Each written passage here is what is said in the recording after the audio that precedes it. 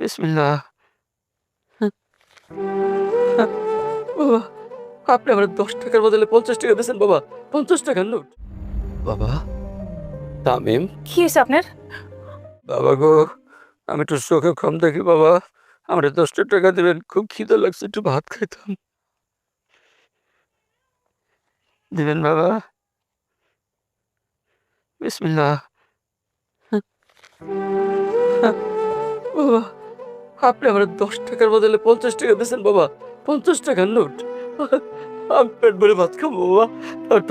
আজ থেকে কিছুদিন আগে একজন মানুষ আমারে কইছিল হ্যাঁ পকেটে নাকি ৫০০-১০০০ টাকা ছাড়া কোনো টাকাই থাকে না। সেই দিন হ্যাঁ আমার রিক্সা ভাড়া ৫০ টাকাও দিতে পারেনি। আজকে ওই মানুষটাই ৫০ টাকা পায় খুশিতে আত্মহারা হয়ে যেতেছে। বাবা, তামিম। কি হয়েছে আপনার? আপনার এই অবস্থা কেন? আর আপনি রাস্তায় কেন? পাপের শাস্তি। তোমাকে সাথে অন্যায় করে যে পাপ করছি, সেই পাপের শাস্তি ভোগ করতেছি আমি। আর এত কথা না কয়ে আপনার কি হয়েছে?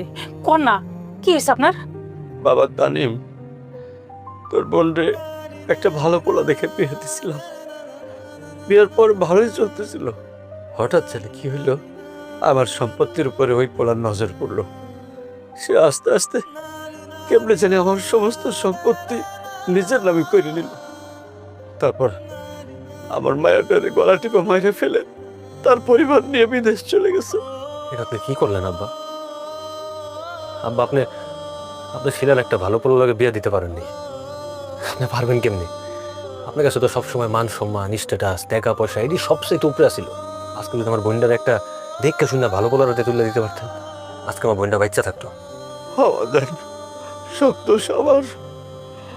আমার পাপের জন্য তোদের এই অবস্থা। আমার মায়েরটা মরে গেল। আমি তোর আর তোর মারে খুব কষ্ট দিছি। আমার মাফ করে দে বাবা। তামিমের মা, আমার তুমিও মাফ করে দাও।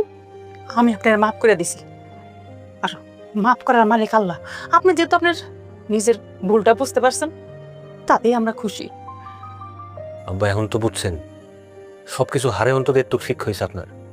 যে টাকা পয়সা, স্ট্যাটাস এটি জীবনে সবকিছু আইনা দিতে পারে না। আর টাকা পয়সা লোভ এমন একটা খারাপ জিনিস,